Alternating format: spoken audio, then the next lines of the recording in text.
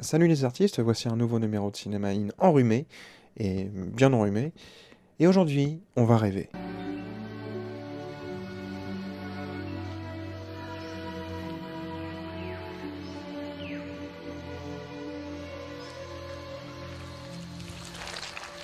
Enfin, cauchemarder.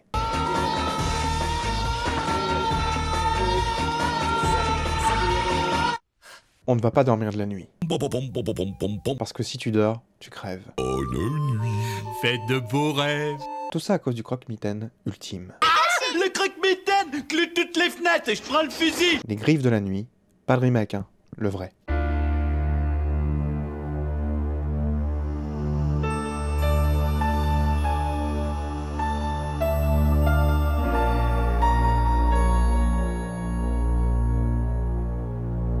Les Griffes de la nuit est un film datant de 1984 et réalisé par Wes Craven qui est considéré comme l'un des maîtres du cinéma d'horreur. Pas pour moi. Je sais, je n'ai pas de goût, me tapez pas, mais je considère Wes Craven comme un excellent auteur de concept. Il n'est pas pour moi un grand réalisateur comme, je sais pas moi, John Carpenter, Dario Argento ou encore Jean-Jacques Romero. Mais je vais nuancer.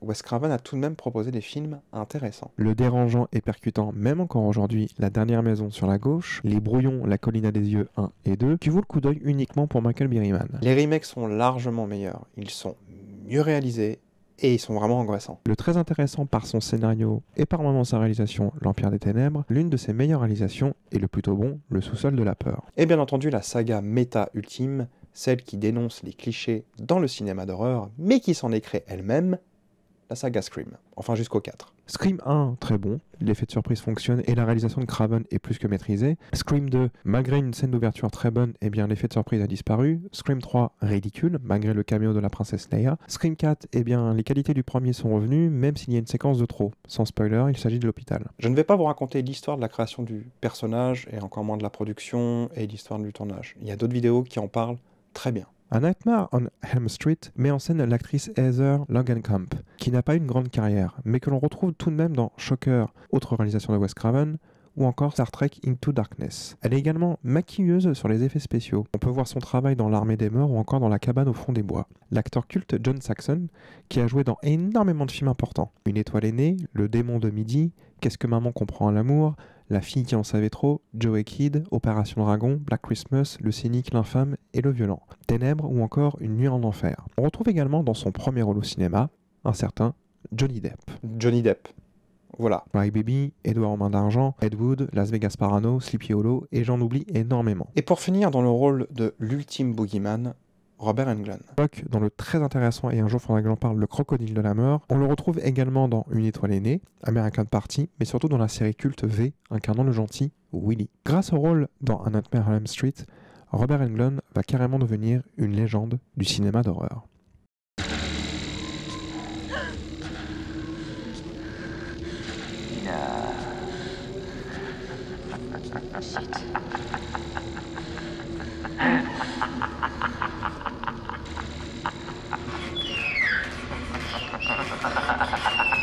Nancy est une adolescente troublée par des cauchemars où elle est poursuivie par un croque-mitaine. Elle en fait part à ses copains qui rêvent tous de la même chose. Bientôt, une de ses meilleures amies se fait mystérieusement tuer durant son sommeil. Il semble que les cauchemars puissent réellement tuer. 1, 2, Freddy te coupera en 2, 3, 4, monte chez toi, 4 à 4, 5, 6, n'oublie pas ton crucifix, 7, 8, et surtout ne dors pas la nuit, 9, 10, il est caché sous ton lit.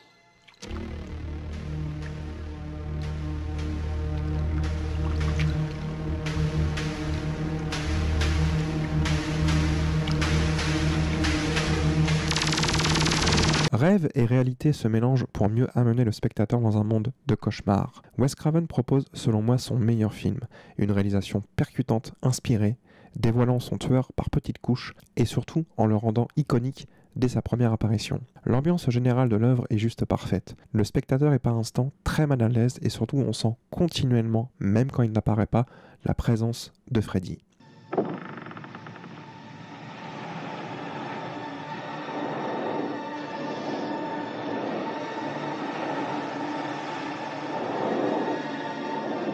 c'est que tu es là, Freddy?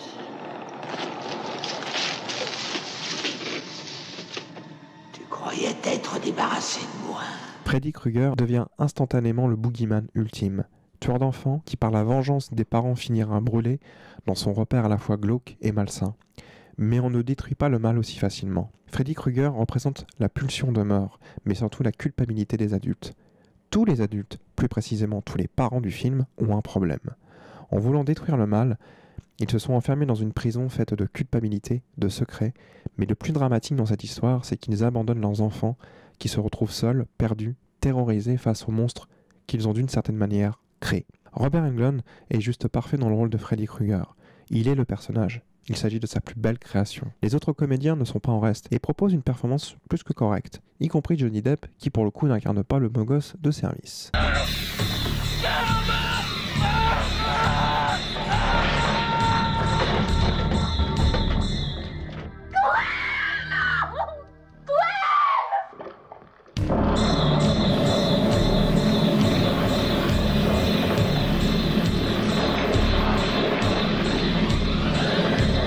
La force de l'œuvre est bien entendu ses effets spéciaux qui n'ont pas pris une ride et restent encore aujourd'hui très impressionnants.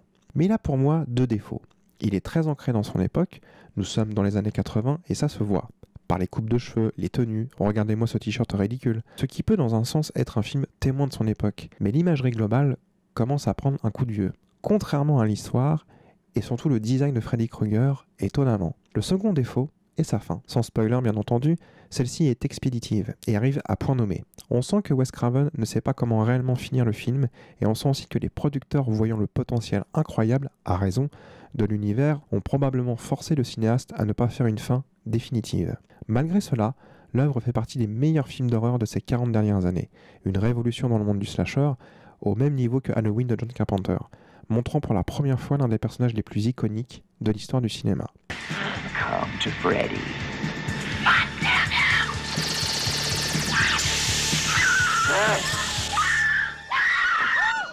Bien entendu, A Nightmare on Elm Street, qui sort en France sous le titre excellent d'ailleurs, Les Griffes de la Nuit, titre trouvé par le réalisateur Claude Chabrol, devient un excellent succès et lance, tout comme Halloween ou Vendredi 13, une franchise. La Revanche de Freddy, datant de 1985, que beaucoup réévaluent, moi pas. Malgré une ambiance malsaine, l'idée de suivre un personnage masculin, certains effets spéciaux sont encore très impressionnants, mais je vois un sous-texte homosexuel négatif. Freddy Krueger représente l'homosexualité du personnage principal que seul l'amour d'une femme va sauver.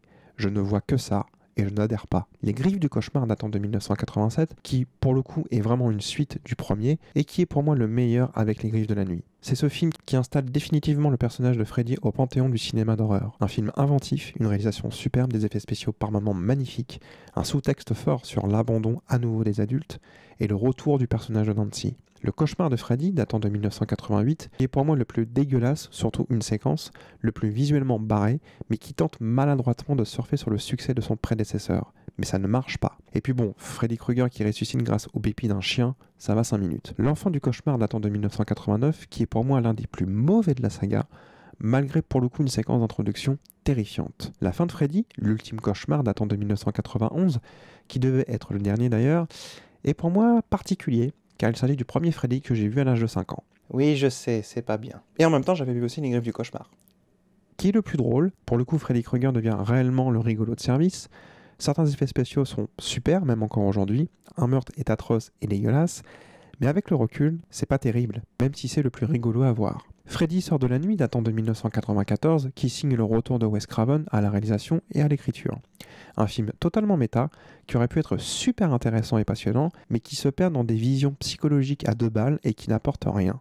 Wes Craven réfléchit trop, en se posant trop de questions sur l'art, la terreur et ne raconte rien finalement. Un crossover dans lequel Freddy affronte Jason, le tueur de la saga Vendredi 13, qui se laisse regarder avec un certain plaisir. C'est un divertissement horrifique qui a des défauts, bien sûr, et n'apporte rien aux deux franchises. Un bon combat de catch. Une série anthologique, Freddy le cauchemar de vos nuits.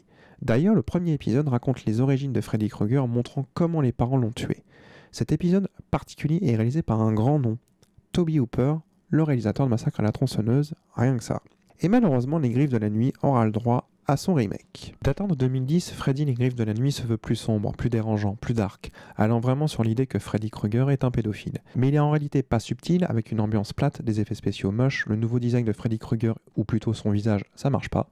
Un remake qui ne sert à rien et qui est totalement oubliable. Le film est disponible en DVD, en Blu-ray, à l'unité ou dans le coffret qui regroupe toute la saga, que je vous invite quand même à découvrir. Mais pour moi, le meilleur film reste le premier, donc Les Griffes de la Nuit, qui marque réellement son empreinte dans l'histoire du cinéma d'horreur. Il y a eu un avant et il y a eu un après. Et pour moi, voilà, c'est un film novateur qui crée quelque chose de nouveau qu'on n'a jamais vu auparavant.